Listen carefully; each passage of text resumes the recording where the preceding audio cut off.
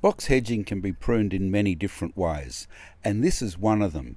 It's more of a cloud pruning or Niwake style, and you can start with older plants. So this is how it goes. 50 years. Yeah, it was here. It's been here a long time. It was completely feral. So if you've got one plant, start working on it early. Or let them go feral. Yep.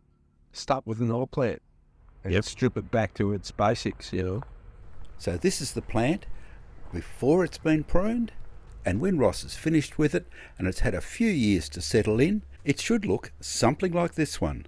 To start, you need to remove the stems that will not be wanted. So it's decision time. What to prune away and what to leave. We're here with Ross in the beautiful Dandenong Ranges, and he's going to take us through the process. Have a look inside, see what we've got. What you can do is put a stake and, you know, pull them apart to make them go in the direction you want. You know, leave a stake on it for a year or two. But we've got a main leader. You always have, you want to have one that's higher than all the rest rather than having a uniform height.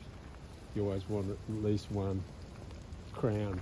And the basic rule is simple shapes done well. In this case, we're looking at creating 7 rounded balls at different heights. Clearing away the smaller twiggy growth from the bottom of the plant is a great start, because this allows you to see what you're working with. In too many shapes, this takes too long to shape. You've got too many individual shapes. It's starting to get a bit complicated too. While you're just there for hours. Deciding which of the major stems to leave is next. Remembering that we're trying to space the stems so that we get the rounded balls in the right position, and to make sure that we have different heights. And because this one's reasonably close to this one, and this one's going to need work, so I'll take that one and open it up a bit. The lower growth on the stems is then removed, and then the growth at the top is cut back to encourage lots of new shoots. Next to this, because this could well be a shape. It's starting to look like the real thing now. It is a bit. I'm being all softly initially to... So where do you go here? I'm inclined to take it out. And leave that one. So, sort of got the basic structure.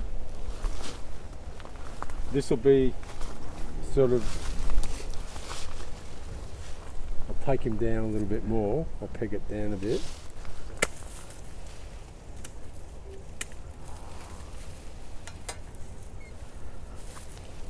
And so just basically, that'll be the start of the crown. So this will all reshoot from out here? That'll be, yeah. This one will be possibly more advanced. I could take off that. One can be slightly bigger than the other, but might take that off.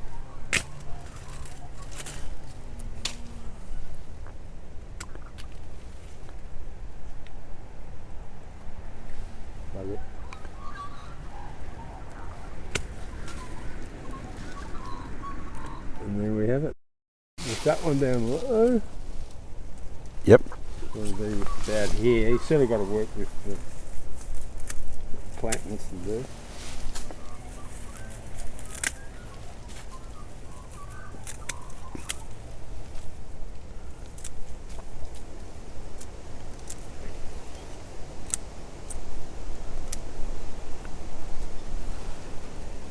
Yeah.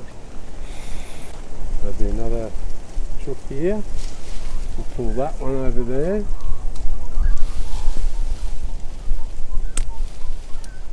Raise the height a little bit. Pull it across a bit. I'd just pull it back around a bit. Yeah. Yeah.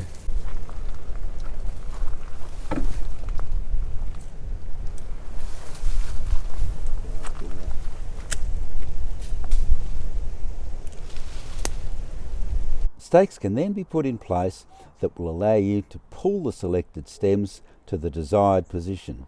Yeah. It'll go some way to changing the angle. Here's a plant that was pruned about 6 months ago, and with a little bit of patience, in a few years you can end up with a plant that looks something like this. Subscribe to the YouTube channel for regular updates on a whole range of plant pruning techniques and indeed a whole range of garden plants. And as always, good luck with your gardening.